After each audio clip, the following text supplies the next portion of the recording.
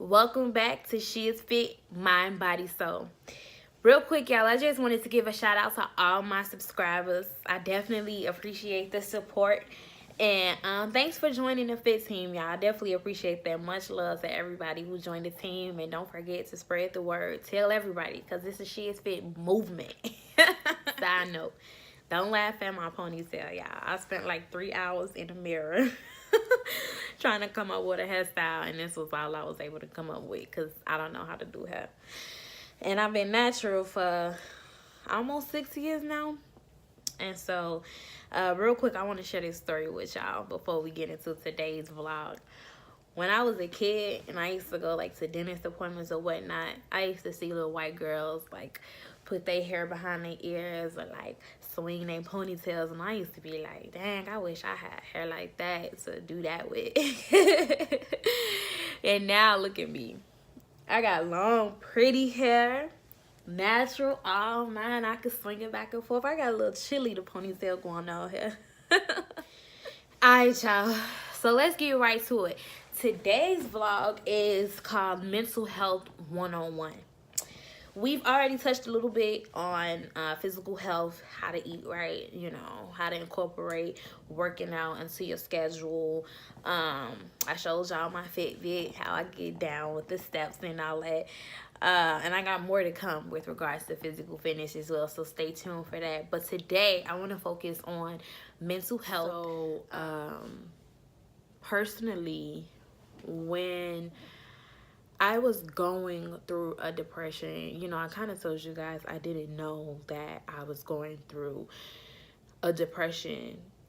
My family, especially my mom, you know, were the people who I feel like suffered the most. You know, seeing me lose weight quickly, seeing me shut down. You know, I've always been an extrovert, super outgoing, friendly. And then suddenly, I just, I stopped talking. Like, I stopped talking to people. I stopped wanting to be around people. And that's unlike me. It really is unlike me. And so, for my family, I know it was really scary seeing me like that. Especially for my mom. And special shout out to my mama, because she is my rock. Literally, I would not have made it through that without her. And I'm tearing up a little bit. And so y'all gotta excuse me, but I just want to be raw and honest with y'all, you know.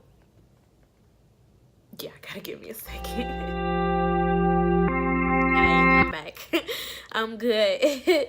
Wipe y'all tears, because I know some of y'all probably cried after that. I'm sorry, I definitely don't want to make y'all cry. But so yeah.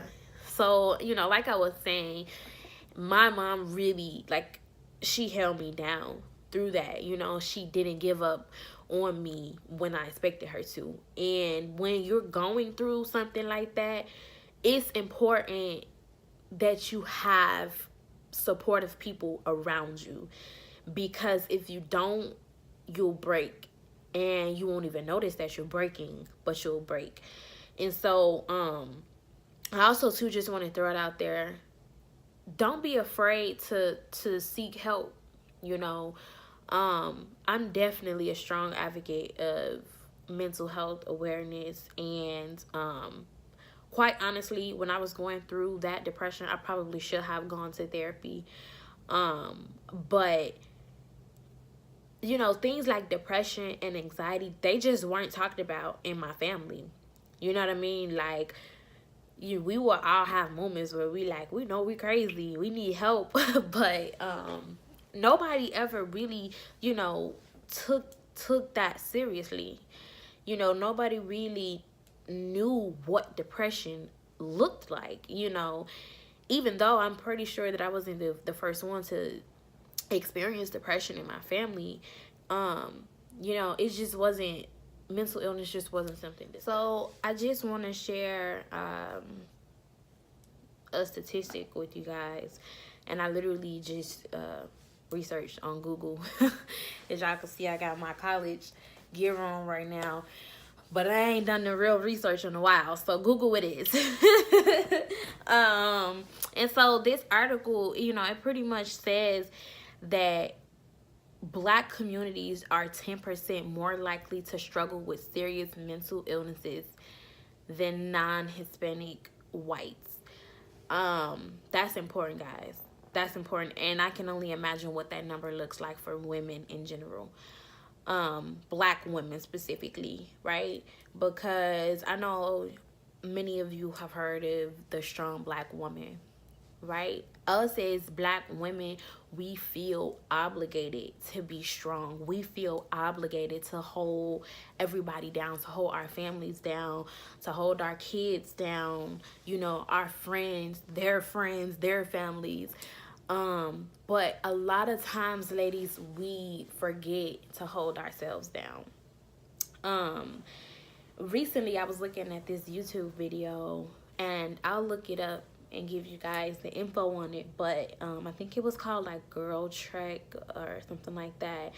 And what the video focused on was why many of our Black women are dying at earlier ages.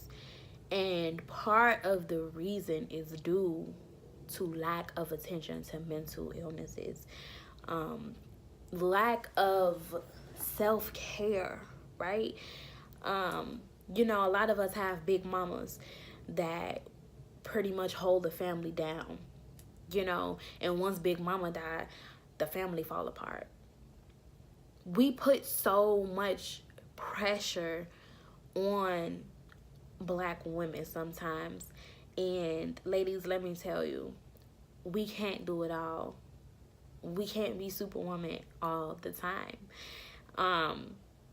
So it's just important, ladies, to take some time for yourself. You know, take some time to take care of yourself, your mental health, your peace, your well-being, right? Take time to take care of you, because if you don't, you won't have anything to give the people around you. You just won't. Another mental illness that we deal with is anxiety. And anxiety can be deadly. And that comes from a person who deals with anxiety on a daily basis. And let me just put it out there, and I pretty much just had this epiphany not that long ago. I didn't become a nervous wreck until I had my son. Now, that's not to put the blame on him for my mental issues, but becoming a parent is hard and it's different. And once you become a parent, you'll never be the person that you were before. And so I think that, you know, just the whole idea of being a parent and having this little life to take care of for the rest of his life, it gives me anxiety. It really gives me anxiety. So some of the things, you know, that I feel during, say, an anxiety attack, I have fast heart rates, so my heart beats really fast. There's even times when my chest kind of like tightens up and I get short of breath. My thoughts start to race, and it's like a million things happening at one time in my head. Sometimes I start to shake, I start to sweat, I start to breathe hard. And those are just some of the symptoms. Other symptoms of anxiety can be a sudden agitation, right? All of a sudden you like screaming and yelling, or like you get so irritated and you're moody, you know, you just feel so angry. Those are signs of anxiety. All right, so I want to talk about a couple of coping mechanisms, right, when dealing with mental issues such as anxiety and depression. So bear with me. I got me a little list that I wrote out of some things that help me when I'm struggling. First and foremost, taking back control. When you're having an anxiety attack, or when, you know, you're battling depression, it's almost like you don't have control over yourself, or at least you feel like you have no control. So taking back the control, not letting your mind trick you into thinking that you're powerless, you're worthless, you don't have control. So taking back that control and, reminding yourself that it's not the end of the world, that that I am going to be okay, and that it's okay for me to be hurt. It's okay for me to not always be 100% okay, right? It's okay to cry. I know some people are like, what am I crying for? It's a waste of time. No. Crying is good for the soul, honey. Cry when you need to cry. But don't just sit there in the tears, right? After you're done crying, come up with a plan for yourself. A lot of us suffer from anxiety, specifically because we have many problems, many things on our plate, and we're not always good about solving those problems. Ladies and gentlemen, if you're tuned in, gentlemen, I can't express to you how much problem solving helps, right? How much getting things done helps relieve pressure and anxiety. A prime example of something that I do, just for my own sanity, is make lists. I love lists. I make to-do lists for everything. Each and every day of mine is pretty much planned out, and I go through checking things off. This bill is due today. My son needs this taken care of, or, I need to do this around the house. Making a list and a plan for yourself helps eliminate some of those problems, right? And if you have a list that you're looking at constantly, because I look at mine all day, if you have a list that you're looking at constantly, it almost motivates you to check things off, and I actually check them off when I'm done with them. And so that rids me of so much anxiety and stress, because I know what I need to do. I've gotten it done at this point. I check it off, I move on. Also, avoid making big decisions when you're not feeling like your best self, right?